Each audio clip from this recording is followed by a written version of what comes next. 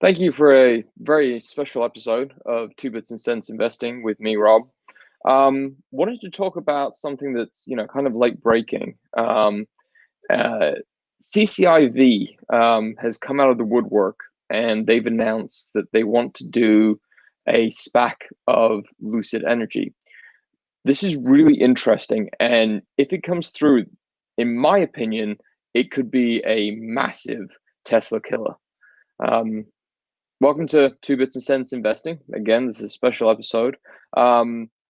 This information is, for entertainment purposes only. We are not financial advisors, and how you decide to spend your money is your personal opinion.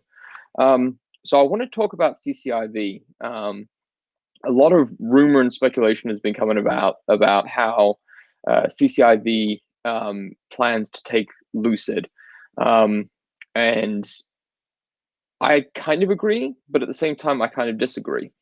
And so, what I want to do is I want to lay out three reasons why I agree with it and three reasons why I do not agree that it's going to happen. So, we're going to start with the bad and then we'll go to the good. So, CCIV came about in July of 2020. So, they've been sitting there for quite a while. When they initially started, they were $10, which is a reasonable SPAC share. That's usually where they go for. Um, and they wanted to raise $1.8 billion, which is great. I mean, it's definitely nothing to be shone at. Now, CCIV is run by Churchill Capital with a gentleman by the name of Michael Klein. Michael is no newcomer to this game. He has done this. This will be his fourth lead capital investment run. He already has plans for two more in the works. But he has led some very, very notable ones, specifically Multiplan, also Top Golf, and a couple of other ones. So he knows what he's doing. The question that I bring up is the fact that while he may know what he's doing, on the Top Golf one, he went to the last minute and pulled out before making an alternate offer. With Multiplan, he also leaked information before it was done. Well, not him specifically. There was a report of leak to Bloomberg that stated some information that ended up coming out in the actual filing. So whether or not this is going to happen is very much a speculation. Um, Now, the good things that I will give it is the fact that Lucid is definitely a unicorn. I think if that was what Michael was after, the fact that this unicorn exists is great for him. They've also just finished up a massive round of funding, and in this massive round of funding, um, they they've got everything that they need basically to go to production. They've got a new facility. They've got all their plans in works. They've got their two cars that they're ready to line up. So it's going to be very interesting to see how that comes about. Now, the really interesting part is if you look at Lucid's LinkedIn page, they have also recently, like within the past 2 to 3 hours, made an announcement for the director of growth marketing and the director of corporate marketing management. Both of those are very interesting positions because they are ones that are specifically needed if you are on a FINRA advised board, which is the financial regulatory for the United States. Also, Andrew Levias he is a chairman of the Lucid board of directors, but he is also the owning partner for Churchill Capital. So he is very interested in this. Now, whether or not that's conflict of interest, that seems to be decided yet, but it'd be very interesting to see how that comes about. Also, and this is a big, question mark. Michael is a lead advisor to the Saudi Arabian Investment and Sovereignty Wealth Fund. So, with that being said, he invests a lot of the Saudi Emirates and the Saudi princes in their responsibilities for investments.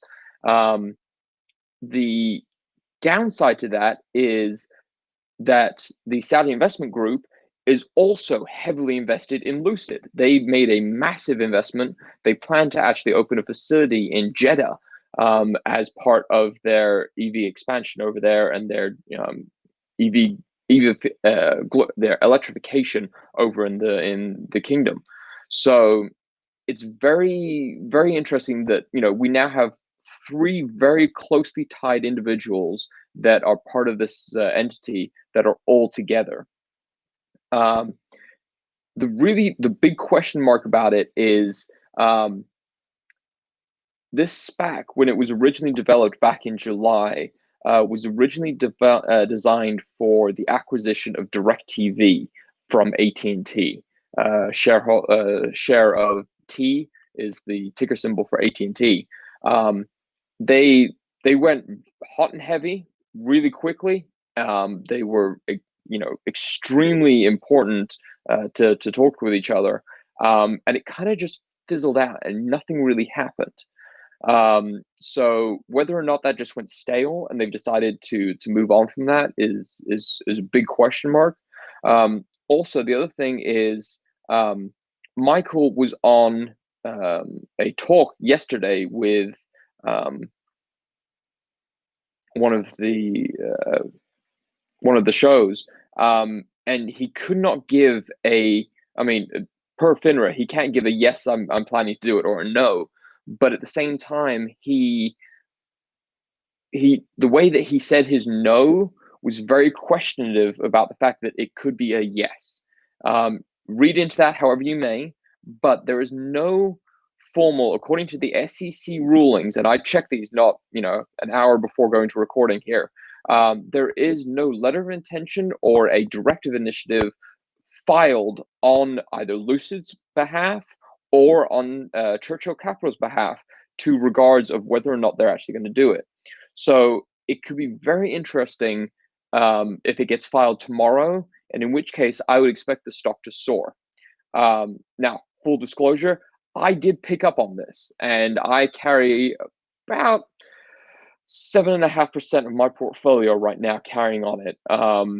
Because of the fact that I think it could move somewhere. Even if it doesn't move anywhere, the traction that it's going to gain from this mini session is going to be well worth it as far as just a mini cap return.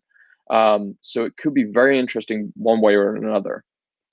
Anyway, so final story. I think that it could be an offer.